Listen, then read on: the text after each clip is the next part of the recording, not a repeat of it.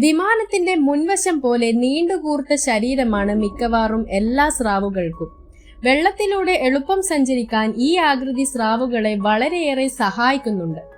സ്രാവുകളുടെ കൂർത്ത തലയുടെ ഇരുവശങ്ങളിലുമായി 5 മുതൽ 7 ജോഡി വരെ ചെകിളപ്പൂക്കൾ കാണാം. സാധാരണ മീനുകൾക്ക് ചെകിളമൂടി ഉണ്ടാകുമെങ്കിലും സ്രാവുകൾക്ക് അത്തരം വ്യക്തമായ ചെകിളമൂടികളില്ല. ഇവയുടെ ശരീരത്തെ പൊതിഞ്ഞുകൊണ്ട് പ്രത്യേകതരം ചെതുമ്പലുകൾ കാണാം. ശൂലത്തിന്റെ ആകൃതിയിൽ അടുക്കി വെച്ചതുപോലെയാണ് ഇവയുടെ രൂപം. പ്ലാസോയിഡ് സ്കെയിൽ എന്നാണ് ഇത്തരം ചെതുമ്പലുകൾക്ക് പേര്. എല്ലാ മത്സ്യങ്ങളെയും പോലെ ചിറകുകളും വാലുമാണ് സ്രാവുകളെയും അതിവേഗം നീന്താനും സഞ്ചാരദിശ മാറ്റാനും വേഗം നിയന്ത്രിക്കാനും സഹായിക്കുന്നത്. നമ്മുടെ കൈകളും കാലുകളും എന്നതുപോലെ ഒരു ജോഡി തുഴച്ചിറകുകൾ സ്രാവുകളുടെ ശരീരത്തിന്റെ മുന്നിലും മധ്യഭാഗത്തുമായിട്ടുമുണ്ട്. വാലിലെ ചിറകുകൾ രണ്ടും 2 വലുപ്പത്തിലും രൂപത്തിലുമാണ്.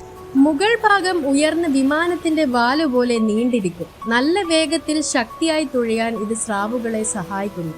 സ്രാവുകളുടെ ശരീരത്തിലെ ഏറ്റവും വലിയ അവയവമാണ് കരൾ. ഒരു സ്രാവിന്റെ ആകെ ശരീരഭാഗത്തിന്റെ ഏകദേശം 4/1 ഭാഗം കരളിന്റെ ഭാരമാണ്.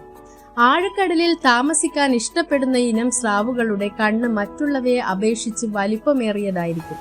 സമുദ്രത്തിൽ ആഴമുള്ള സ്ഥലങ്ങളിൽ വെളിച്ചം കുറവായിരിക്കുമല്ലോ.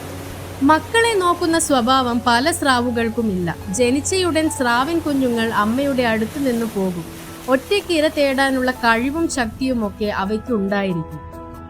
വീഡിയോ ഇഷ്ടമായെങ്കിൽ channel like, share and subscribe ചെയ്ത് സപ്പോർട്ട് ചെയ്യുക. കൂടാതെ അടുത്തുള്ള ബെൽ ഐക്കണിൽ ക്ലിക്ക് ചെയ്ത് വരും വീഡിയോസിനായി കാത്തിരിക്കുക.